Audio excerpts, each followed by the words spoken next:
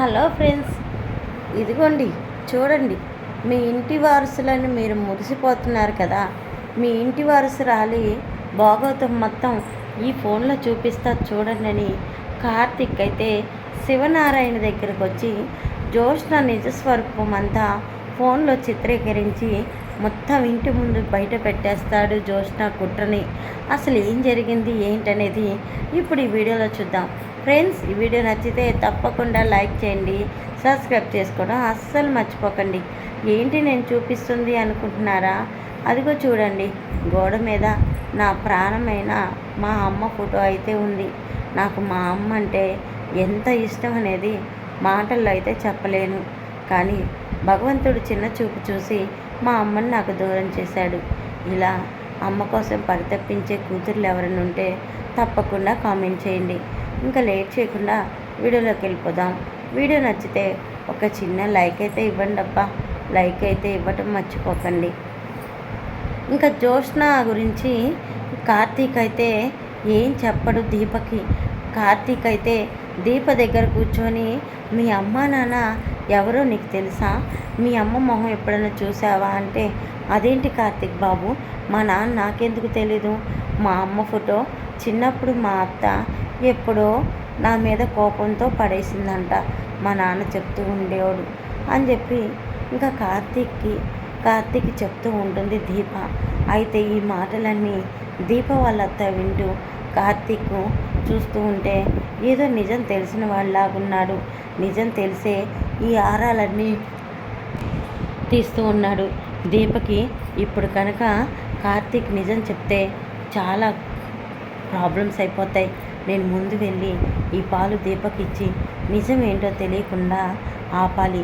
కార్తీక్కి ఏం నిజం తెలిసిందో తెలుసుకోవాలి అని చెప్పి దీప దగ్గరకు వెళ్తుంది. దీప వాళ్ళ అత్త, ఇగో దీప పాలు తాగు అని చెప్పి అనగానే, ఆ పాలేంటి చల్లగా పోయినాయి అని కార్తీక్ అడుగుతూ ఉంటాడు.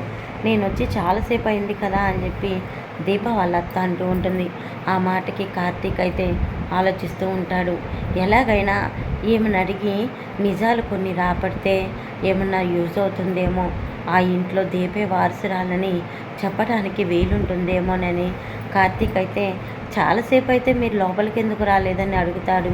లోపలికి వస్తున్నాను, ఇంతలోకే మీ ఇద్దరు మాట్లాడుకోవటం చూసి లోపలికి రావటం బాగుండదని ఆగిపోయాను అనగానే, సరే అయితే నేను మీతో కొంచెం మాట్లాడొచ్చా అని కార్తీక్ అడుగుతూ ఉంటాడు. మాట్లాడండి కార్తీక్ బాబు, దేని గురించి అంటే, దీప వాళ్ళ అమ్మ ఫోటో మీరు చూశానన్నారు కదా, మరి ఆ ఫోటో మీకు ఏమన్నా గుర్తుందా అని చెప్పి కార్తీక్ అడుగుతూ ఉంటాడు.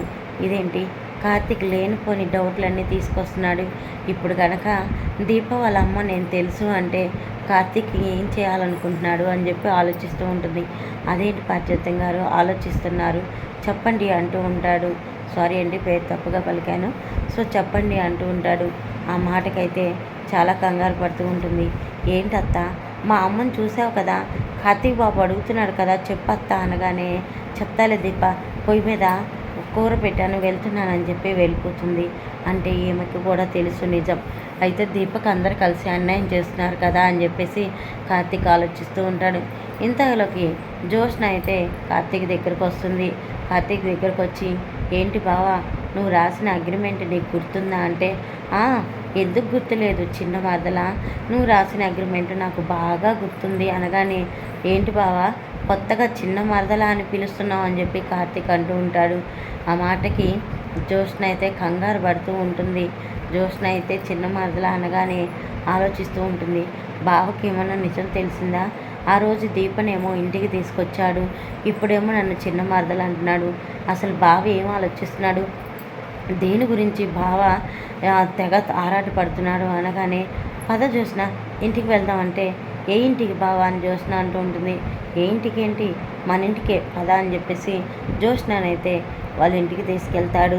ఇంటికి తీసుకెళ్ళిన జ్యోత్స్నని ఆ కార్తీక్ అయితే, జ్యోత్స్న ఇంట్లో అందరిని పిలువు అనగానే జ్యోత్స్న ఇంట్లో అందరిని పిలుస్తూ ఉంటుంది. రే, నువ్వు మళ్ళీ ఇంటికి ఎందుకు వచ్చావురా అని శివనారాయణ అంటూ ఉంటే, ఆగు తాత, ఎందుకు కంగారు పడతావు, నీ వారసురాలి నిజస్వరూపం ఏంటో నీకు చూపిద్దామని వచ్చాను తాత. అందుకే ఇదిగో ఈ వీడియో చూసి తర్వాత నన్ను బయటకు పంపిస్తావో, బయట ఉండాల్సిన వాళ్ళని బయటకి నెట్టేసి లోపలికి తెచ్చుకున్నానని బాధపడతావో, బయటోళ్ళని లోపల ఉంచానని కుమిలిపోతావో, కన్న వాళ్ళని నీ వారసురాల్ని ఎవరో అని బయట వదిలేసినందుకు ఆలోచిస్తావో అన్నీ ఈ వీడియో తర్వాత తెలుస్తాయి తాత అని చెప్పి కార్తీక్ అయితే ఫోన్లో జ్యోత్స్న బండారం అంతా బయట పెట్టేస్తాను.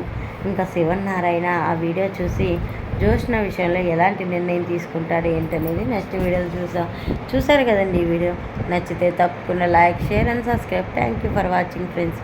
మరొక వీడియోతో మళ్ళీ కలుసుకున్నాం. అంతవరకు టేక్ కేర్. ధన్యవాదాలు.